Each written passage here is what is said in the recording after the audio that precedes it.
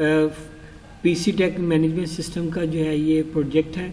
इसका कोड मैं अब एक्सप्लेन करने लगा हूँ। सबसे पहले इस कोड को हम VS कोड में ओपन कर लेते हैं।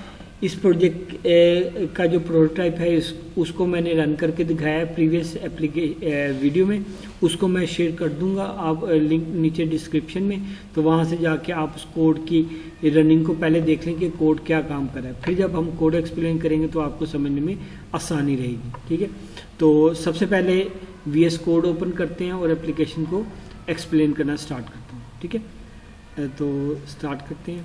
ये रूट फोल्डर में गया जहाँ पे मेरा प्रोजेक्ट बना हुआ है, इधर मैंने CMD लिखा है।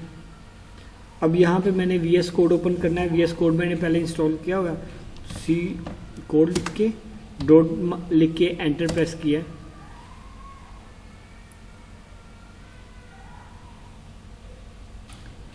पूरा फोल्डर जो है ये मेरा ओपन हो गया है इस VS कोड के अंदर। ठीक है, अब मैं साथ साथ इस कोड को का इंटरफेस भी दिखाना चाहता हूँ आपको, तो इसलिए मैं XAMPP सर्वर में जाऊँगा। XAMPP सर्वर को मैंने रन कर दिया। ठीक है, XAMPP सर्वर रन हो गया। ठीक है, उसके बाद मैं यहाँ पे जाता हूँ।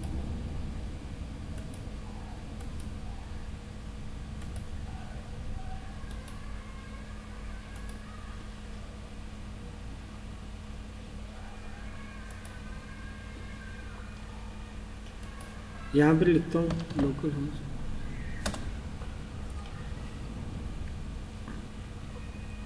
Local host PHP MyAdmin database के लिए हैं, और एक मिनट इसे ओपन होने दें।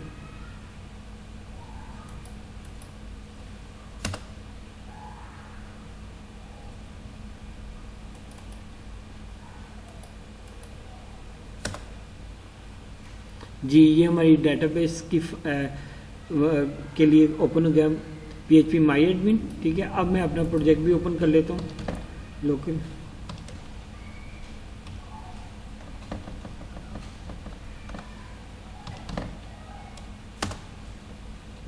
ये देखिए ये मेरा प्रोजेक्ट ओपन हो गया। ठीक है, PC tech management system prototyping phase के लिए। ठीक है, अब जो है मैं ये फ्रंट पेज है, यहाँ से अब मैं इसको कोड को एक्सप्लेन करना शुरू करता हूँ। जी, स्टार्ट करते हैं। अच्छा, सबसे पहले जो है ना हमारा जो फर्स्ट पेज है वो index.php ही पेज है हमारा, लेकिन इसको मैंने बनाया कैसे, पहले उस पर बात करते हैं। ठीक है, सबसे पहले मैंने इसको बनाने के लिए डेटाबेस बनाई। डेटाबेस में मैंने टेबल बनाए। ठीक है, तो इसके लिए जो डेटाबेस मैंने यूज़ किया वो है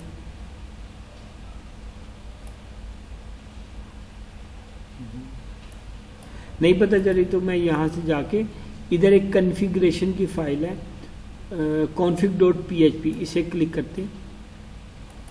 ये फाइल जो है ये यहाँ पे कनेक्ट करने के लिए इस्तेमाल होती है डेटाबेस को हमारे PHP के फाइल के साथ। ठीक है, यहाँ पे ये देखें डेटाबेस का नाम यहाँ पे लिखा हुआ है PC tech management system TP, ये हमारी डेटाबेस का नाम है। ठीक है, तो मैं इसको कॉपी करता हूँ।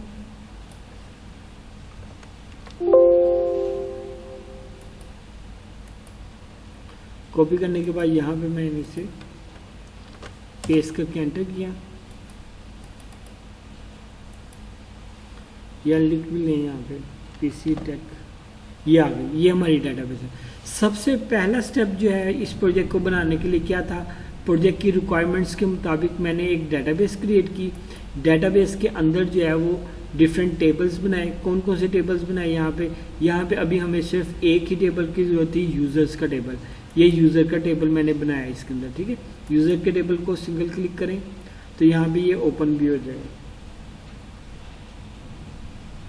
जी, ये देखें ये हमारे पास यूज़र का टेबल ओपन हो गया है। ठीक है, इसके अंदर हमारे पास डिफरेंट यूज़र्स इस टाइम मैंने ऐड किए टेस्टिंग पर्पज़ के लिए, आप इसे चेक कर सकते हैं। ठीक है, उसके बाद जो है ये मैंने सबसे पहले डेटाबेस बनाई। डेटाबेस के अंदर एक टेबल बनाया जिसका नाम है यूज़र, और उसके स्ट्रक्चर में देख लें, स्ट्रक्चर में फुल नेम है, user name, password, city, email, mobile, ये उसके डिफरेंट कॉलम के नेम्स हैं, ये उनकी डेटा टाइप्स हैं, और उसके बाद जो है ये एक्स्ट्रा चीज़ें हैं, ठीक है। ये हमने हम इसको चेंज और ड्रॉप करना चाहें तो वो भी कर सकते हैं। सारे बाय डिफ़ॉल्ट नल नो किया हुआ, यानी कि इनकी वैल्यू नल नहीं होगी, ठीक है। यहाँ तक बात समझ आगे होगी। अब हम आगे चलते हैं। ये हमने टेबल बना लिया। टेबल बनाने के बाद हमने नेक्स्ट स्टेप क्या किया? नेक्स्ट स्टेप हमने क्या किया, सबसे पहले हमने अपनी डेटाबेस को अपनी एप्लीकेशन के साथ जोड़ना है। उसके लिए मैंने ये config.php की फ़ाइल बनाई। config.php में मैंने बताया मेरा सर्वर जो होगा वो लोकल सर्वर होगा, रूट उसका नाम होगा, और जो है वो PC tech management system TP, ये जो है ये मेरी डेटाबेस का नाम है, ठीक है। सबसे पहले मैंने इस डेटाबेस को अपनी PHP फाइल के साथ कनेक्ट किया, यानी कि डेटाबेस को कनेक्ट किया अपने लॉजिक्स के साथ, ठीक है। अब ये देखें यहाँ पर ये मैंने कनेक्ट कर लिया। उसके बाद आपका जो पहला पेज है जो नज़र आ रहा है आपको हमेशा की तरह, ये देखें index.php, ठीक है। ये हमारा पहला पेज है।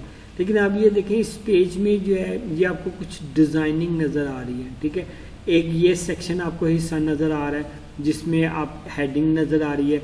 उसके बाद ये नेविगेशन बार नज़र आ रही है आपको, ये इमेज नज़र आ रहा है। उसके बाद ये फुटर नज़र आ रहा है, फुटर में कॉपीराइट सेट ये लिखा हुआ नज़र आ रहा है, ठीक है। ये चीज़ें जो हैं ये कैसे बनी हैं अभी हम इसके ऊपर बात करेंगे, ठीक है। ऐसा करने के लिए जो है ना ये देखें, ये मैं index.php में गया हूँ। यहाँ पर जो है ना ये मैंने मुख्तलिफ हिस्से बनाए हुए हैं, ठीक है। एक है हेडर का हिस्सा, इसको इंक्लूड करवाया, header.php को इंक्लूड करवाया हुआ। उसके बाद nav बार को मैंने इंक्लूड करवाया, nav.php। ये अलग अलग फाइल्स हैं। ये देखो इनके एक्सटेंशन है header.php। ये header.php की एक फ़ाइल है जिसको मैंने इस पेज के अंदर इंक्लूड करवाया। कहाँ पर इंक्लूड करवाया हुआ? सबसे ऊपर इंक्लूड करवाया। उसके बाद ये मेन का सेक्शन है। उसके बाद मेन के सेक्शन में जो है वो मैंने PHP में इंक्लूड करवाया nav बार को, ठीक है। एक चीज़ याद रखें, ये जो भी PHP का कोड होगा ना उसे लिखने से पहले आपने ये चीज़ को ऐड करना है, ठीक है। ये आपने निशानी याद रखनी है। ये यहाँ से PHP ओपन होती है और यहाँ पर PHP क्लोज होती है। यहाँ तक बात आ गई। उसके बाद ये हमारे different pages header.php, navbar.php, footer लगाया हुआ है और दरमियान में इमेज लगाया हुआ है। ये इसके डिफरेंट सेक्शंस हिस्से बना के वहाँ पे मैंने उसे डाला हुआ है। तो जिस तरतीब से मैंने इन पेजेस को रखा हुआ है उसी तरतीब से ये नज़र आ रहे हैं, ठीक है। अच्छा, अब हम इसको बारी बारी डिस्कस करते हैं। ये header.php फाइल क्या है इसको देख लेते हैं। ये header.php के क्लिक करके गया यहाँ पर, ठीक है। अब ये देखें header.php की फाइल है। header.php में सबसे पहले मैंने एक लिंक अटैच किया है, तो ऊपर कर लेता हूँ। इसमें सबसे पहले मैंने एक लिंक इस्तेमाल किया है, ये stylesheet.1.css। ये जो है ये मेरी स्टाइल शीट है। जो आपको यहाँ पे कलर वगैरह नज़र आ रहे हैं, कलर स्कीम नज़र आ रही है, ये किसकी वजह से? ये इसी स्टाइल शीट की वजह से है, ठीक है। तो अब ये देख लीजिए ये स्टाइल शीट की वजह से है। उसके बाद ये रो है, रो के अंदर जो है वो मैंने ऑफसेट बताया, कॉलम बताया, और ये जो है ये मैंने उससे ये जो रो है ये रो की क्लास है, और ये ऑफसेट मिड, ये जो है ये तमाम क्लासेस हमने पहले डिफाइन की हुई हैं, ठीक है। वो हमने कहाँ पे डिफाइन किए हैं? ये stylesheet1.css के अंदर, ठीक है। तो अब मैं जाता हूँ stylesheet1.css पे मैंने क्लिक किया, यहाँ पे अब चला गया। अब यहाँ पे ये देखें, यहाँ पर तमाम जो आपका स्ट्रक्चर HTML जो है ना वो स्ट्रक्चर बनाता है, और स्टाइल जो है उसके अंदर कोई कलर वगैरह उसमें उसको डिज़ाइनिंग बेहतर करने के लिए हम इस्तेमाल करते हैं, ठीक है। जैसे यहाँ पर जो है यहाँ पे मैंने हेडर बनाया है। हेडर की के लिए मैंने हेडर टैग के लिए जो है ये मैंने प्रॉपर्टीज उसकी बताई हैं कि उसकी बैकग्राउंड कलर ये होगा, पैडिंग ये होगी, टेक्स्ट लाइन ये होगा, कलर उसका टेक्स्ट कलर जो है उसका ये होगा, ठीक है। इसी तरह से मेन सेक्शन के लिए मैंने बताया, सेक्शन के लिए मेन एलिमेंट के लिए बताया, सेक्शन के लिए बताया, फुटर के लिए मैंने डिफरेंट कलर्स बताए। मीडिया क्यूरी इस्तेमाल की है। मीडिया क्यूरी आप क्यों इस्तेमाल करते हैं? जब आपके डिफरेंट साइजेस हों तो उनके लिए हम उसको डिफाइन करते हैं। अभी तो मैंने मैक्सिमम साइजेस का ये बताया, और मैक्सिमम साइज पे ये सेंटर अलाइंड हो जाएगी, ठीक है। लेकिन हम इसको मुख्तलिफ ब्रेक पॉइंट्स लगा सकते हैं कि मैक्सिमम पे इतना साइज हो, मोबाइल पे डिवाइस पे ये ऐसे खुले, मीडियम लेवल डिवाइसेस पे ये इस तरह से खुले, लार्ज डिवाइसेस पे ये ऐसे खुले, लैपटॉप पे, मोबाइल पे, टैब पे, ये डिफरेंट आप उसकी सेक्शंस बना सकते हैं। ये मीडिया क्यूरी के ज़रिए आप उनको कर सकते हैं। ये एंकर टैग के लिए बताए हैं, ठीक है। अगर एंकर टैग विजिटेड नहीं है तो उसका कलर वाइट हो जाएगा, विजिटेड है तो उसका कलर येलो कर दो, और जो है वो होवर हो तो उसका कलर वाइट कर दो, और एक्टिव है तो उसका कलर भी मैंने ये कलर दे दिया, ठीक है। अगर आपको ये कलर पसंद ना हो तो ये आप हेक्साडेसिमल में डिफरेंट कलर्स को नेट से देख के उस पर चेंज कर सकते हैं। और एरर के लिए हम यूजली रेड कलर यूज़ करते हैं। ये मैंने रेड कलर एरर की क्लास के लिए यूज़ किया, ये हमारे पास क्लास है, ठीक है। अगर आपको अभी इसमें प्रॉब्लम आ रही है तो इसका मतलब है कि आपको HTML और CSS इतनी अच्छी नहीं आती है। तो डियर स्टूडेंट्स, मैं रिकमेंड करूँगा कि आप HTML CSS को भी लर्न करें, उसको भी सीखें, ठीक है। अच्छा जी, यहाँ पर मैंने CSS बना ली पहले, ये मैंने एक्सटर्नल CSS बना ली पूरी, ठीक है, और उसको मैं अब यहाँ पर यूज़ करूँगा। अब जहाँ पर भी आपको ये चीज़ आए तो इसका मतलब है ये हमारी एक्सटर्नल CSS हमने ऐड की है, ये मैंने इंक्लूड करूँगा, ये उसके मुताबिक सारे काम मैं करूँगा, ठीक है। ये हमारा फ्रंट पेज है, हेडर PHP। उसके बाद इंडेक्स में जाते हैं। इंडेक्स में दूसरा इम्पोर्टेंट पेज जो मैंने इंक्लूड करवाया वो है nav.php, नेविगेशन के लिए। ये जो आपको डिफरेंट नेविगेशन लिंक नज़र आ रहे हैं, ये हमने कैसे लगाए हैं, ये हमने nav के अंदर लगाए हैं। तो अब जाते हैं nav के अंदर, ये nav.php, इस पर सिंपल एक nav का टैग इस्तेमाल किया। ये दरअसल हम HTML5 यूज़ करें तो HTML5 के अंदर ये हमारे पास डिफरेंट टैग्स होते हैं, ठीक है, तो हम उसको यूज़ करें। अच्छा जी, यहाँ तक बात हो गई। उसके बाद जो है ये आप देख सकते हैं ये nav का टैग है, और उसके अंदर हमने सिंपल हाइपरलिंक्स लगाए हुए हैं, सिंपल, ठीक है, या एंकर टैग्स लगाए हुए हैं। अच्छा जी, ये हमारा फर्स्ट पेज हो गया जो मैंने डिस्कस किया। इसके अंदर एक इमेज है। इमेज जब आपने बताना है तो उसकी विड्थ और हाइट को सेट करना पड़ता है, क्योंकि ये जो है ना अपनी मर्जी से सेट कर सकते हैं, और अगर बहुत बड़ा हो जाए या बहुत छोटा हो जाए तो भी प्रॉब्लम होती है। तो मैंने कोशिश की है इसको दरमियान में रखने की, मुनासिब है, तो इसलिए मैंने इसको यहाँ पे सेट कर दिया, ठीक है। देन जो है वो फुटर को इंक्लूड किया हुआ है। फुटर कुछ भी नहीं है, सिंपल एक छोटी सी फाइल है। ये देखें फुटर का टैग है। ये टैग जो है ये HTML5 के टैग्स हैं, ठीक है। ये HTML और इसके अंदर कॉपीराइट, ये कॉपीराइट के लिए हम लोग ये यूज़ करते हैं, आपको पता है। उसके साथ मैंने अपना नाम लिख दिया, हाफिज़ मोहम्मद उमर हयात। तो नीचे जो है ये देखिएगा सिंबल आ रहा है C का, ये सिंबल जो है ये कॉपीराइट का सिंबल है, ठीक है। और उसके बाद हाफिज़ मोहम्मद उमर हयात, ये मैंने मैसेज लिख दिया, ठीक है। ये हमारे पास आ गया।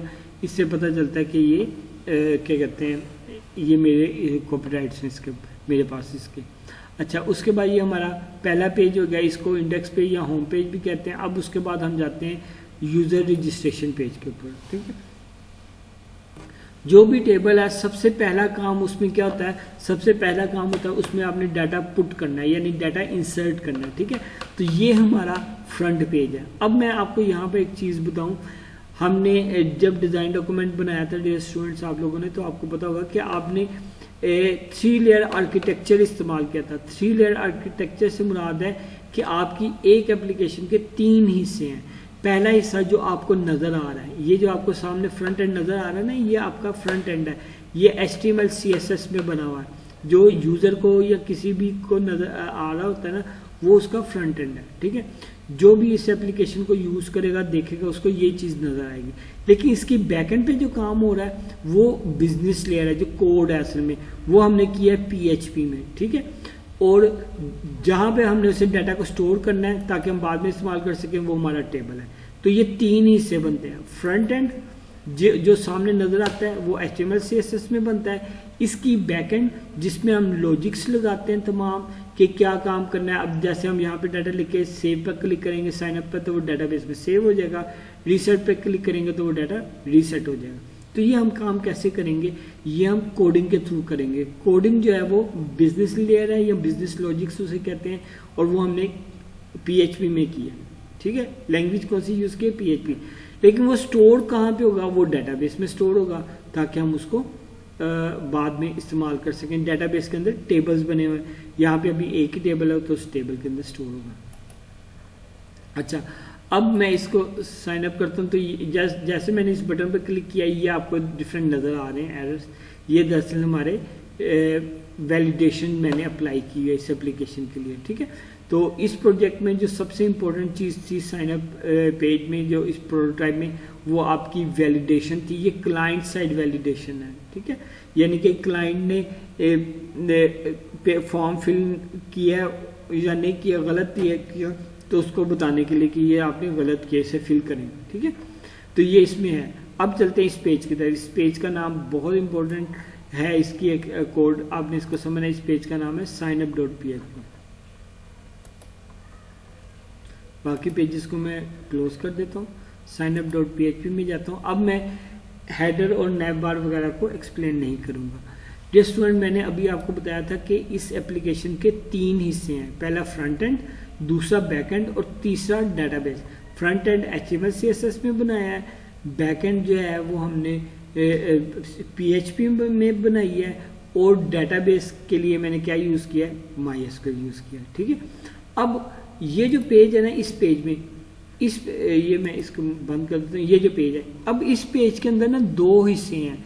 मैंने इसलिए लिख दिया, ये बैक एंड है जो हमने PHP में स्क्रिप्ट लिखा हुआ है, और इसके बाद आप नीचे देखें, यहाँ पर ये आपको HTML के टैग नज़र आ रहे हैं, ये मेन का सेक्शन नज़र आ रहा है। ये हमारा साइन अप का इंटरफेस है जो कि हमने फ्रंट एंड में, ये जो HTML5 यूज़ करके हमने बनाया है। तो इस तरह से जो है हमने इस एप्लीकेशन को डेवलप किया है। और इसमें ये जो याद रखने वाली बात है, जो हमारा बैकएंड में ये जो साइन अप का पेज है ना, PHP इसकी एक्सटेंशन है, उसमें हमने HTML और फ्रंट एंड, HTML और PHP दोनों इकट्ठे इस्तेमाल किए। ये बात याद रखें, HTML और PHP दोनों इकट्ठे इस्तेमाल किए, ठीक है। तो जहाँ पे आपको ये टैग नज़र आए, तो वहाँ पे समझ लें कि ये जो है ये HTML है। अब लेकिन ये देखें, यहाँ पे लाइन नंबर 123 में देखें, यहाँ पे स्टैटिक लगा हुआ है, ओ सॉरी बैकस्लैश और साथ PHP लिखा हुआ है। इसका मतलब है ये जो लाइन है ना, ये जो कोड है, ये PHP का कोड है, ठीक है। PHP में हमने क्या किया, हमने फाइल को इंक्लूड करवाया PHP की फाइल में। यहाँ पर भी आप देख लो, यहाँ पे हमने PHP की फाइल को इंक्लूड करवाया, ठीक है। HTML के अंदर हमने PHP को इंक्लूड करवाया, ठीक है। अब ऊपर देख लें, यहाँ पर जो है, यहाँ पे ये सारी PHP इंक्लूड हुई है, तो इसलिए ये सिंबल मैंने आपको बताया था, ये सिंबल आपने याद रखना है। तो ये सारा PHP हमने इंक्लूड करवाई हुई है, ठीक है। चलें अब थोड़ा सा कोड एक्सप्लेन कर लेते हैं, ठीक है। ये मैंने जनरल चीज़ें आपको बता दी थी। अब आप देखें कि यहाँ पे हमारा टेबल एक लगा हुआ है, टेबल के अंदर हमारे पास डिफरेंट रोज हैं, ठीक है। पहले ये एक दफ़ा देख लें, ये टेबल है, ये जो है ये हमारे पास एक टेबल है। टेबल के अंदर ये हमारे पास डिफरेंट कॉलम्स हैं, ये टेक्स्ट बॉक्सेस हैं जिनमें हमने उनकी वैल्यूज पुट करनी है, और ये जो है वो सिटी है जो हम सिलेक्ट कर सकते हैं, ईमेल है, मोबाइल नंबर, ये कर सकते हैं। ये डिफरेंट हमारी फील्ड्स हैं, ये इस फॉर्म के अंदर बनाई है। ये देखें, ये एक रो है, एक रो में प्लीज फिल द फॉर्म, उसके बाद इनपुट टाइप, ये हमारा जो है वो कॉलम का नाम है, फुल नेम, और ये जो है ये इनपुट टाइप टेक्स्ट। ये जो इनपुट टाइप टेक्स्ट है ना, ये इसमें हमने वैल्यूज पुट करनी है। ये जो है ये इनपुट टाइप टेक्स्ट है, ठीक है, इसमें हमने वैल्यूज पुट करनी है। अब हमने इसे PHP में इस्तेमाल करना है, तो इसलिए हमें इसका यूनिक नेम भी रखना पड़ेगा। तो वो यहाँ पे इनपुट टाइप टेक्स्ट है, और इसका यूनिक नेम जो है ये फुल नेम मैंने रख दिया। इसी तरह से input type text, unique name, उसका यानी नेम जो है उसका यूज़र नेम रख दिया। अब यहाँ पे देखो, इनपुट टाइप पासवर्ड है। ये पासवर्ड एक ख़ास टाइप है जो कि हम जो यूज़र एंटर करता है उसका जो लिखा हुआ है उसे हमें नज़र नहीं आता, तो उसको हम स्टैटिक में बदल देते हैं, ठीक है। इस तरह से रीटाइप पासवर्ड भी हमने ऐसे ही कर दिया। उसके बाद ये सिटी के लिए जो है ये हमने ड्रॉप डाउन लिस्ट को इस्तेमाल किया। ये जो आप देख रहे हैं डिफरेंट, ये हमारी ड्रॉप डाउन लिस्ट है, ठीक है, ये हमारी ड्रॉप डाउन लिस्ट है। उसके बाद जो है ये मैंने ईमेल इस्तेमाल किए। ईमेल के लिए जो है वो मैंने इनपुट टाइप टेक्स्ट ही है और उसका नाम जो है वो ईमेल है। इसी तरह से इनपुट टाइप नंबर है और उसकी टाइप जो है वो मैंने मोबाइल रखी हुई है, ठीक है। सॉरी, टाइप उसका नंबर है और नेम उसका मोबाइल है, ठीक है। क्योंकि मोबाइल नंबर आमतौर पे डिजिट्स में होगा तो वो नंबर की फॉर्म में हम लिखेंगे, उसमें हम कोई ABC वगैरह नहीं लिख सकते, ठीक है। तो इसलिए मैंने उसे नंबर कर दिया। उसके बाद ये हमारा बटन है, बटन एक इंक्लूड करवाया हुआ है सबमिट का, इसकी टाइप सबमिट है, यानी कि ये सबमिट का बटन है और इसका नाम साइन इन है, साइन अप है। इसी तरह से एक और बटन है साइन अप का, उसका नाम रीसेट है। ये मैंने फ्रंट एंड इसका बना लिया, ठीक है।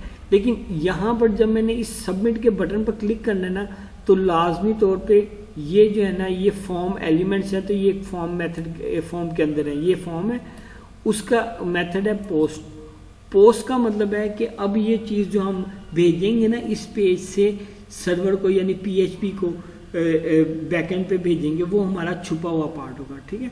तो मैंने इधर से जब सबमिट के बटन पर क्लिक किया या रीसेट पे बटन पे क्लिक करूंगा, ये वाले बटन है हमारे, ठीक है। अभी मैं सबमिट के बटन पे, तो ये किस पेज पे हिट होगा, वो है एक्शन 1 में लिखा हुआ, ठीक है। क्योंकि ये देखें साइन, हमारे पेज का नाम साइन अप पेज है और यहीं पे मैं एक्शन भी कर रहा हूँ, तो इसका मतलब है इधर हम एक PHP का भी कोड लगाएंगे जो इस बटन पे क्लिक करने के बाद काम करेगा, ठीक है। तो अब हम उसको देख लेते हैं। लेकिन जब हम उस पर भेजेंगे ना डाटा, तो वो प्राइवेट होगा, क्योंकि पोस्ट मेथड में एक पोस्ट मेथड होता है जिसमें डाटा प्राइवेट जाता है और वो हिडन होता है। लेकिन दूसरा मेथड जो होता है गेट मेथड, उसमें डाटा जो है वो नजर आ रहा होता है, ठीक है। अब हमने ये चेक करना है कि यूज़र ने जब ये सारा डाटा एंटर कर लिया और अभी हम फर्ज करें कि सही एंटर किए, तो हम साइन अप के बटन पर क्लिक करते हैं, ठीक है। जैसे ही हम साइन अप के बटन पर क्लिक करेंगे तो अब ये देखिएगा कि ये देखें, ये इस बटन का नाम मैंने साइन अप रखा हुआ है, ठीक है। 2 बटन है, हमें कैसे पता चलेगा, हम ऊपर जाके चेक करेंगे किस बटन पर क्लिक हुआ है। जिस बटन पर क्लिक होगा हम उस बटन पर जाके चेक कर लेंगे। तो ये हम आगे ऊपर आ गए, ये अब हमारा PHP का कोड है। सबसे पहले हमने डेटाबेस को जब भी इस्तेमाल करना है अपने पेज में, तो हमने उसकी कॉन्फ़िगरेशन फाइल को इंक्लूड करना है जिसके अंदर डेटाबेस का नाम हमने रखा था। उसके बाद ये मैंने वेरिएबल्स बनाए हैं, ये एरर के लिए बनाए हैं वेरिएबल्स, ठीक है, एरर को शो करवाने के लिए मैंने बनाए हैं, ठीक है। उसके बाद जो ये इज सेट का मेथड है ना, ये बहुत इंपॉर्टेंट मेथड है। ये चेक करता है कि कोई चीज़ सेट हुई है, यानी कि किसी पर क्लिक हुआ है कि नहीं। आपको याद होगा अभी मैंने जो बटन बनाया था साइन अप का बटन, उसका नाम मैंने रखा था साइन अप। तो हम ये देख रहे हैं कि पोस्ट मेथड के जरिए साइन अप के बटन पर क्लिक हुआ है कि नहीं हुआ, ठीक है, पोस्ट ऑब्जेक्ट के जरिए। तो हम ये देख रहे हैं कि ये साइन अप के बटन पर क्लिक हुआ है, ये हमने कंडीशन लगाया है।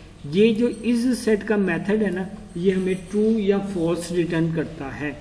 अगर ये हमें ट्रू रिटर्न करेगा तो इसका मतलब है साइन अप के बटन पर क्लिक हुआ है। अगर ये ट्रू क्लिक करेगा, साइन अप के बटन पर क्लिक हुआ है, फिर हम आगे चले जाएंगे, ठीक है। हम क्या करेंगे, पोस्ट मेथड से जो सारी चीज़ें आई हैं ना पोस्ट ऑब्जेक्ट के जरिए, उसको हमने इस डाटा में डाल दिया, ठीक है। पोस्ट मेथड है, उस मेथड के जरिए उसका एक बाय डिफॉल्ट जो है वो उसी का ऑब्जेक्ट भी बन जाता है। तो ये दरअसल उसी का ऑब्जेक्ट बन गया।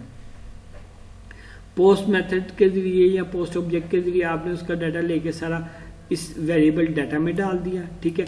डाटा को देखा खाली तो नहीं है। अब ये मैंने जनरल चेक किया, ये खाली तो नहीं। अगर वो खाली नहीं है तो वो हमें बता देगा कि सॉरी, अगर नल है, नल का मतलब है खाली है। जैसे अभी ये देखो, ये सारा ना मैं इस साइन अप के बटन पर क्लिक, अब ये नल था तो उसने मुझे बता दे please fill all the required field. उसके बाद ये जो चीजें नीचे, ये वैलिडेशन है। तो ये देखें प्लीज फिल द फॉर्म, ये हमने उसने बता दिया हमें कि ये मैसेज आया, एरर आ गया, ठीक है। उसके बाद हमने उससे चेक किया कि अगर ये एम्प्टी का मेथड है, ये जो आपको येलो में नजर आ रही है ये मेथड है, ये एम्प्टी का मेथड है। इसका ये एम्प्टी किसको चेक करा है, जो डाटा हमारे पास आया उसको देखो, उसमें जो फुल नेम है वो खाली तो नहीं है, यूज़र का नाम जो है वो खाली तो नहीं है, पासवर्ड खाली तो नहीं है, retype password, city, email, mobile, ये सारे कॉलम्स खाली तो नहीं है। जो हमारी फील्ड्स हैं, ये जो हमारी फील्ड्स हैं ये खाली तो नहीं है। अगर ये खाली हैं तो हमने फिर ये बताना है please fill all the required field. वो जो एरर आ रहा था वो दरअसल इस पे भी आ रहा था, ठीक है। अच्छा, क्योंकि ये भी एक्टिव हो गया था। उसके बाद अगर वो ये एरर नहीं है तो फिर वो क्या करेगा, वो सारा डाटा लेके जो है ना वो ये जो है ना फुल नेम डाटा से लेके इन वेरिएबल्स में डाल देंगे। Full name, user name, mobile number, सारा डाटा लेके हमने इन वेरिएबल्स में डाल दिया। अब हमने रेगुलर एक्सप्रेशन यूज़ किया। ये रेगुलर एक्सप्रेशन जो है ये हम इस्तेमाल करते हैं पैटर्न मैचिंग के लिए, यानी कि एक आपने स्ट्रिंग लिखी है उसको मैच करना है कि वो हमारी डिज़ायर स्ट्रिंग के मुताबिक है। जैसे आप लिखते हैं ईमेल, ईमेल में आप कैसे लिखते हैं, अपना आईडी लिखते हैं @gmail.com, ये लिखते हैं। तो यहाँ पर इस पैटर्न को भी हम मैच करें। और अभी लेकिन यहाँ पर हम क्या करें, अभी ये देखें AZ and capital AZ and 3 to 100, यहाँ पे हम उसे बता रहे हैं कि अल्फ़ाबेट्स आप लगा सकते हैं। इसको चेक करना है कि ये जो नाम है फुल नेम जो है, हम अभी फुल नेम को वैलिडेट करें। फुल नेम को हम वैलिडेट करें तो इसके अंदर देखो उसका नाम होना चाहिए और साथ कोई नंबर भी वो लिख सकता है। इसको ये जो रेगुलर मैच का फंक्शन है, ये मेथड है PHP का, इसको हम उस स्ट्रिंग से मैच करें। ये जो फुल नेम आया, फुल नेम को मैंने ये जो रेगुलर एक्सप्रेशन है इससे मैच करवाया, यहाँ पे कंपैरिजन करवाया, ठीक है। अगर ये ट्रू है इसका मतलब है ये वैलिड है, ये वैलिड है। अगर वैलिड नहीं है तो हम उसे बता देंगे ये एरर है, ठीक है। इसी तरह से एक और रेगुलर एक्सप्रेशन मैंने एंटर किया नियर यूज़र नेम का। यूज़र नेम के लिए हम A to Z कोई करेक्टर ले सकते हैं, 0 to 9 हो सकता है, और उसकी मैक्सिमम लेंथ 8 से 100 तक हो सकती है। ये जो हमें उन्होंने रिस्ट्रिक्शन दी थी वो हमने यहाँ पे लगा दी। अदरवाइज वो यहाँ पे हमने वो रिस्ट्रिक्शन भी लिख दिया कि यूज़र को पता चले भाई इतनी चीज़ें ऐड करनी है। उसके बाद सब बहुत इंपॉर्टेंट चीज़, हमने ईमेल को भी चेक किया, वो खाली तो नहीं है। अगर वो खाली है तो हम उसे बताएंगे कि वो रिक्वायर्ड है। अगर वो खाली नहीं है तो हमने उससे डाटा लेके ईमेल में डाल दिया। फिर हमने इसको वैलिडेशन करवाई। अब यहाँ पर जो है ना PHP में ये फिल्टर वैलिडेट ईमेल का हमारे पास एक कांस्टेंट है जो हमें फैसिलिटेट करता है कि जिसके ज़रिए हम ईमेल को वैलिडेट कर सकते हैं। तो उसको जो है अब यहाँ से वैलिडेट कर लेंगे। वैलिडेट करने के बाद जो है हम उसको देखेंगे कि वो वैलिड हो गया। अगर वो वैलिड होगा तो हम उसे बता देंगे, अगर वो वैलिड नहीं है तो हमने उसे बता दिया ईमेल नॉट वैलिड, ठीक है, इनवैलिड ईमेल। अगर वो वैलिड है तो हम उसे एल्स जो है ना, एल्स में हम उसे वैलिड कर देंगे, ठीक है। ये हमने वैलिडेशन अप्लाई की है। अब हम पासवर्ड में देखते हैं। वैलिडेशन से मुराद ये कि जैसा हमें डाटा चाहिए ना, यानी कि इनपुट स्ट्रिंग इस तरह से होनी चाहिए, वो वैलिडेशन है। क्लाइंट साइड की वैलिडेशन आप कह लें सर, वो हमने यहाँ पे अप्लाई किया है। अब तो ये हम सर्वर पे काम करें तो ये सर्वर साइड वैलिडेशन है। अच्छा जी, उसके बाद ये जो है ये मैंने पासवर्ड को लिया और रीटाइप पासवर्ड को लिया। मैं ये चेक करूँ कि पासवर्ड और रीटाइप पासवर्ड बराबर नहीं है। अगर ये दोनों बराबर नहीं है तो हम बताएंगे पासवर्ड और and confirm password should be match, वो एक जैसे होने चाहिए, ठीक है। अगर ऐसा है तो, अगर ऐसा नहीं है तो हम उसे बता देंगे कि पासवर्ड ले लेंगे, यानी कि पासवर्ड वो मैच करें। अब पासवर्ड जो है, पासवर्ड को भी हमने किसी एक्सप्रेशन से मैच करना है। वो एक्सप्रेशन मैंने ये लिख के रखा है, इतना मुश्किल सा एक्सप्रेशन। ये आप गूगल पे सर्च करेंगे आराम से मिल जाएगा। ये एक्सप्रेशन क्या कह रहा है, ये एक्सप्रेशन कह रहा है A to Z जो है आपका कोई भी कैरेक्टर हो सकता है, बीच में कोई डिजिट भी आप ऐड कर सकते हैं, उसकी लेंथ कोई भी हो सकती है। मैक्सिमम आप 8 to 20 की लेंथ में कुछ भी लिख सकते हैं, और साथ स्पेशल कैरेक्टर्स भी हो सकते हैं, लेकिन वाइट स्पेस नहीं होगी, ठीक है। अगर ये इस तरह से होगा तो ये वैलिड होगा। ये दरअसल हम स्ट्रिंग को मैच करें जो यूज़र एंटर करेगा। जैसे यहाँ पे मैं कुछ लिखता हूँ तो अब ये देखें यहाँ पे इधर भी आ रहा है, ये वैलिड आ रहा है, ये वैलिड है, ठीक है। तो ये हम मैच करें कि ये सही है कि गलत है। इसी तरह से मोबाइल के लिए मैंने वैलिडेशन अप्लाई की है कि मोबाइल हमारा वैलिड है कि नंबर जो है वैलिड है कि नहीं। जो उन्होंने रिक्वायरमेंट बताई थी 10 डिजिट का होना चाहिए, वो हमने बता दिया। ठीक है, इसके अंदर आप कोई अल्फ़ाबेट नहीं लिख सकते। जैसे यहाँ पे मैं लिखता हूँ तो वो टाइप ही नहीं करने दे रहा। अच्छा, उसके बाद अगर ये सारा कुछ वैलिड है तो हम फिर जाते हैं यहाँ पर और आखिरी दफ़ा एक दफ़ा फिर चेक कर लेते हैं वो जो सारे वेरिएबल्स जो हमारे पास अगर वो ठीक थे ना तो हमने उन्हें वैलिड कर दिया। अब हमने उन सारों को चेक करना है कि क्या ये सारी चीज़ें वैलिड हैं। यूज़र नेम वैलिड है, फुल नेम वैलिड है, यूज़र नेम, पासवर्ड, ईमेल, ये सारी चीज़ें वैलिड हैं। हमने उसे चेक किया क्या ये सारी चीज़ें वैलिड हैं। अगर वो सारी चीज़ें वैलिड हैं तो हमने इंसर्ट कर दिया यूज़र के टेबल के अंदर। उसके कॉलम्स जो हैं वो हमने ये रखे और उनकी वैल्यूज़ जो हैं वो हमने ये करके उसे पुट कर दिया। ठीक है, तो ये हमने क्यूरी बनाई है MySQL की क्यूरी। आप देख सकते हैं कि इंसर्ट इनटू यूज़र्स, ये हमारे पास यूज़र है, यूज़र के टेबल है, उसके अंदर कॉलम्स है और फिर उनकी यहाँ पे हम वैल्यूज पुट करें। ये वैल्यूज पुट कर दी।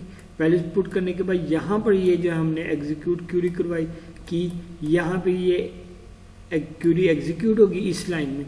और क्यूरी चलने के बाद अगर डाटाबेस में कॉलम ठीक है, फील्ड ठीक है, तो ये डाटाबेस में डाटा सेव हो जाएगा और हमें मैसेज जो है वो एरर मैसेज की जगह हम ये प्रिंट करवा देंगे यूज़र रजिस्टर्ड सक्सेसफुली। ठीक है, अब ये जो चीज़ें हैं ये मैंने बना तो ली, ये यूज़र मैंने बना लिया, एरर बना लिया। अब मैंने इसको शो भी तो करवाना है, तो शो ये देख लें यहाँ पर जो है ये मैंने कहाँ पे शो करवाया हुआ है, फ्रंट एंड में।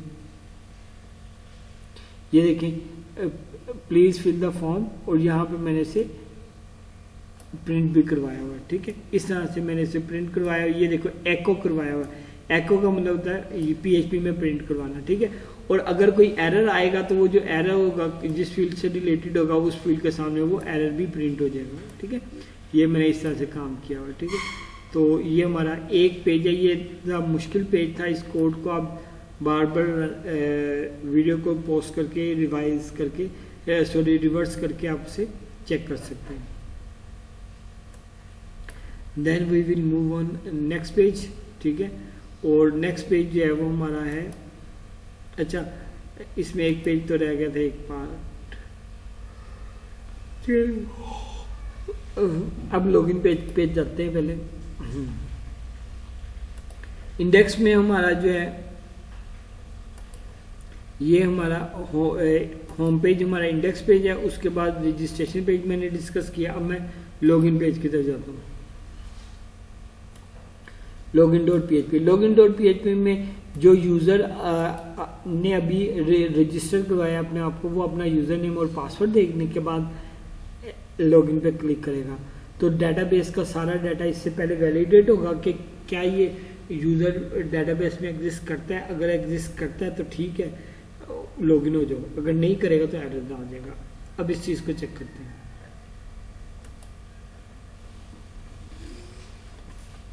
जी ये देखें, ये login.php का पेज है हमारा।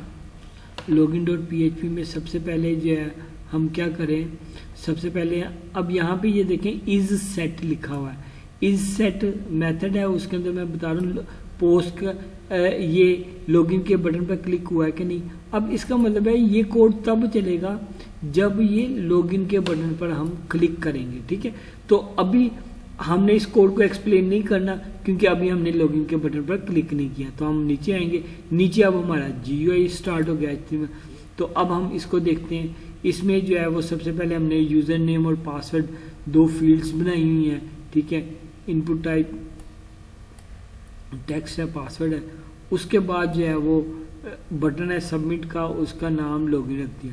यूज़र सबसे पहले नाम और पासवर्ड एंटर करेगा और सबमिट पर क्लिक करेगा लॉगिन के बटन पर, ये लॉगिन पर। फिर जो यूज़र है वो नेविगेट हो जाएगा इस लॉगिन पे। ठीक है, फिर हम इसे चेक करेंगे कि क्या इस बटन पर क्लिक हुआ है। जी अब क्लिक हो गया, तो इसके अंदर आ जाएंगे। पोस्ट मेथड के जरिए हमने जो है वो यूज़र नेम ले लिया, यूज़र नेम लेके वेरिएबल यूज़र में डाल दिया, पासवर्ड लेके पासवर्ड में डाल दिया, फिर select static from users where, ये हमने क्यूरी लगाई है। यूज़र के टेबल में जाएं, जहाँ पे ये यूज़र हो और उसका पासवर्ड ये हो, उसका सारा डाटा ला के दिखा दो मुझे, ठीक है। यहाँ पे मैंने ये क्यूरी लिखी है। ये जो है ये हमारे वेरिएबल्स फ्रंट एंड से आ रहे हैं जो हमने अभी लिए थे ना, हमने पास किए। यहाँ पर कोई भी मैं पास करूँगा, जैसे अभी मैं ये एंटर करूँ, ये देखिए मैंने गलत एंटर किया तो वो मुझे बता रहा है रॉन्ग यूज़र आईडी पासवर्ड, ठीक है। तो ये देखें यहाँ पे मैंने पासवर्ड एंटर किया, अब वो डेटाबेस में जाएगा, ये क्यूरी रन होगी यहाँ पे, ठीक है, और रन होकर रिजल्ट इधर आ जाएगा, ठीक है।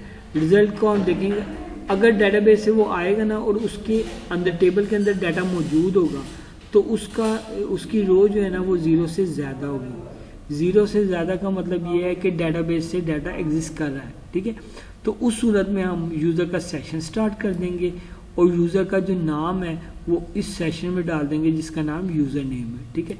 सेशन हम इसलिए इस्तेमाल करते हैं जब हमने एक पेज से दूसरे पेज में जाना होता है और डाटा लेके जाना होता है, तो तब हम यूज़र नेम सेशन को इस्तेमाल करते हैं, ठीक है। यहाँ पर हम इस पेज से दूसरे पेज में जा रहे हैं यूज़र का नाम लेके, तो इसलिए हम सेशन को इस्तेमाल कर रहे हैं। याद रखें, एक पेज से दूसरे पेज में डाटा लेके जाने के और भी बहुत से तरीके हैं, सेशन है, कुकीज़ हैं और क्यूरी स्ट्रिंग है, लेकिन यहाँ पर अभी हम जो है वो सिर्फ सेशन की बात करें, ठीक है। सेशन का फ़ायदा ये है कि ये भी डाटा हमें छुपा के देता है और हम जो है ना वो डाटा शो नहीं होता, ठीक है। अच्छा, अब जो है हमने यहाँ पे ये जो हेडर का फंक्शन इस्तेमाल किया, ये हेडर का फंक्शन नेविगेशन के लिए इस्तेमाल होता है। ये जो फंक्शन है ना, ये आपने याद रखना ये क्या किस मकसद के लिए इस्तेमाल होते हैं। जैसे ये सेशन स्टार्ट का फंक्शन है, सेशन को स्टार्ट करने के लिए। हेडर का फंक्शन है नेविगेशन के लिए। इज सेट का फंक्शन क्या होता है, ये चेक करता है किसी बटन पर क्लिक हुआ है कि नहीं हुआ, ठीक है, इसको चेक करता है, ठीक है।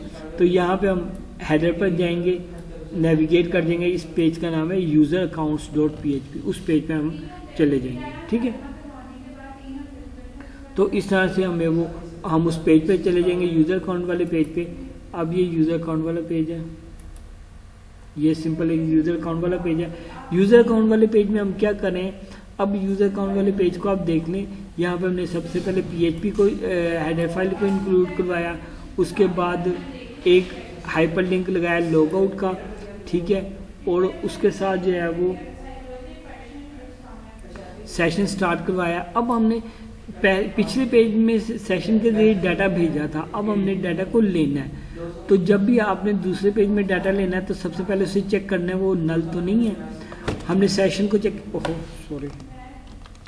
सेशन का नाम जो है वो रखा था यूज़र नेम, उसको देखा नल तो नहीं है। अगर वो नल नहीं है तो अगर वो नल है तो कुछ भी ना करो, अगर वो नल नहीं है तो हमने फिर यहाँ पे चला जाना है, उस यूज़र सेशन से यूज़र का नाम लेके इस वेरिएबल में डाल दिया यूज़र का नाम, ठीक है, और फिर हमने उसको प्रिंट करवा दिया, प्रिंट हो गया, ठीक है। उसके बाद जो है हम उसको इमेज को भी दिखा रहे हैं यहाँ पे, ठीक है। तो ये हमने जो है ये सिर्फ यूज़र अकाउंट का पेज शो करवाया विद उसके नेम, ठीक है। यूज़र का जो भी नाम होगा वो यहाँ पे सिंपल शो हो जाएगा, बाकी सारा पेज जो है वो पुराना ही है, ठीक है। तो उम्मीद करता हूँ ये जो नई चीज़ है ये आपको सीखने को मिलेगी कि सेशन से हम कैसे डाटा लेते हैं। इस पेज में हमने अभी ये सीखा। अच्छा जी, अब एक और पेज रह गया, अब आखिरी पेज रह गया इसका, वो है यूज़र लिस्ट का पेज।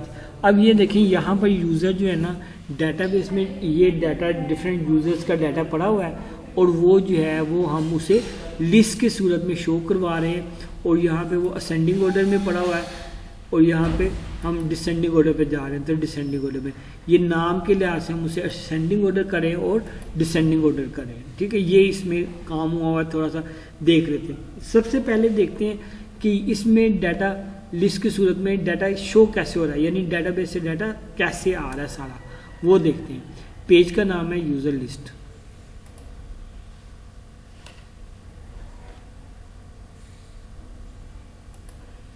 ये हम यूज़र लिस्ट में चले गए। यूज़र लिस्ट में जाके सबसे पहले ऊपर जाते हैं यहाँ पे। अब यहाँ पे देखो बटन नहीं लगा हुआ, इसका मतलब ये बटन ये लगे हुए, ये इज सेट का डिसेंडिंग ऑर्डर, ये डिसेंडिंग ऑर्डर का बटन लगा हुआ है और ये असेंडिंग ऑर्डर का बटन लगा हुआ है। ठीक है, अब इससे पहले जो है ना हमने सबसे पहले एक क्यूरी बनाई सेलेक्ट स्टैटिक फ्रॉम यूज़र, क्योंकि जब यूज़र फर्स्ट टाइम आएगा तो तब तो उसने जो है वो असेंडिंग ऑर्डर डिसेंडिंग ऑर्डर पर क्लिक नहीं किया होगा, तब वो बाय डिफ़ॉल्ट जो है वो डाटा नज़र आएगा। बाय डिफ़ॉल्ट जो है वो डाटा जो है वो हमारा असेंडिंग ऑर्डर में नज़र आता है। ठीक है, ठीक है, तो हम उसे बाय डिफ़ॉल्ट जैसा चाहते हैं, ये होम पेज पे जाता हूँ, यूज़र लिस्ट करता हूँ, ये देखो बाय डिफ़ॉल्ट असेंडिंग ऑर्डर में नज़र आ रहा है। ठीक है, तो अब यहाँ पर हमने जो है ये सिलेक्ट स्टैटिक फ्रॉम यूज़र्स का सारा डाटा लाओ, ये मैंने क्यूरी बनाई। अब इस बटनों पे अभी क्लिक नहीं किया तो इसको आप छोड़ दें। उसके बाद जो है इस क्यूरी को हमने कनेक्शन के ज़रिए ला के उसका जो उसे चलाया, उसको एग्जीक्यूट करने के बाद हमने उसे रिजल्ट वाले वेरिएबल में डाल दी, यानी कि जो भी जवाब आएगा वो हमने इस रिजल्ट में डाल दिया, रिजल्ट वाले वेरिएबल में पुट कर दिया। ठीक है, उसके बाद ये हमारा HTML का कोड नज़र आ रहा है आपको। उसके बाद यहाँ पे मैंने टेबल लगाया है, टेबल लगाने के बाद ये मैंने उसके पहली रो के अंदर उसके कॉलम के नेम्स लिखे हैं, ये जो आपको ऊपर full name, user name, city, email, mobile आ रहा है। अब वो जो रिजल्ट आया था ना हमारे पास वेरिएबल में, उस रिजल्ट के अंदर हमने उसकी रोज को काउंट किया, रोज को काउंट करके देखा कि वो 0 से ज़्यादा है। यही काम हमने लॉगिन में भी किया था, डाटाबेस से डाटा ला के रिजल्ट में डाला था, वेरिएबल में डाला था, उस वेरिएबल के अंदर रोज देखे। असल में वो जो डाटा लाता है वो टेबल की सूरत में ही रहता है, तो उसको हम देख रहे थे कि वो खाली तो नहीं है। अगर उसके अंदर रोज खाली नहीं थी तो हम काम कर रहे थे। यहाँ पर भी हम देख रहे हैं टेबल जो में डाटाबेस के टेबल में जो डाटा है वो आया, वो पड़ा हुआ है। यहाँ पे हम देख रहे हैं कि वो डाटाबेस में डाटा पड़ा हुआ है, वो आया, उसे देखा 0 से ज़्यादा है। तो अब आपने क्या करना है, अब आपने ये जो एक रो है ना, ये तो एक टेबल है, उसके अंदर एक रो ये है, ये एक रो कहलाती है। एक रो के अंदर डिफरेंट कॉलम्स होते हैं। ठीक है, अब ये एक रो है, अब हम एक रो को पकड़ेंगे और इस एक रो को शो करवाएंगे। होगा पता क्या, रो बाई रो डाटा हमारा शो होगा। तो हमने एक रो को लिया और उसको फेच एसोसिएट क्या करता है, ये फंक्शन याद रखें। फेच एसोसिएट का फंक्शन रो का एक टेबल में से ना एक रो निकाल के हमें देता है, उस रो को निकाल के हमने इस रो वेरिएबल में डाल दिया और लूप लगा दी। अब उस रो के अंदर जो है जितने कॉलम्स हैं, जैसे फुल नेम है, यूज़र नेम है, सिटी, ईमेल, मोबाइल है, इन सारों को हमने प्रिंट करवा दी। ठीक है, ये हमारी पहली रो प्रिंट हुई। फिर ये देखेगा खाली तो नहीं है, फिर ये रो दोबारा चलेगी, फिर अगली रो प्रिंट होगी। इस तरह से ये एक रो जब चलेगी तो उसके अंदर full name, user name, city, email, mobile ये प्रिंट होगा। फिर अगली रो चलेगी, फिर अगली रो का डाटा शो प्रिंट होगा। फिर इस तरह से ये सारी रोज जो हैं वो प्रिंट होती रहेंगी। ठीक होगी बात, इस तरह से ये डाटा प्रिंट हो रहा है। ठीक है, अगर यूज़र ने जो है वो डिसेंडिंग ऑर्डर पे क्लिक किया है तो सिंपल क्यूरी चेंज होगी, ये हमारा डिसेंडिंग ऑर्डर हो जाएगा।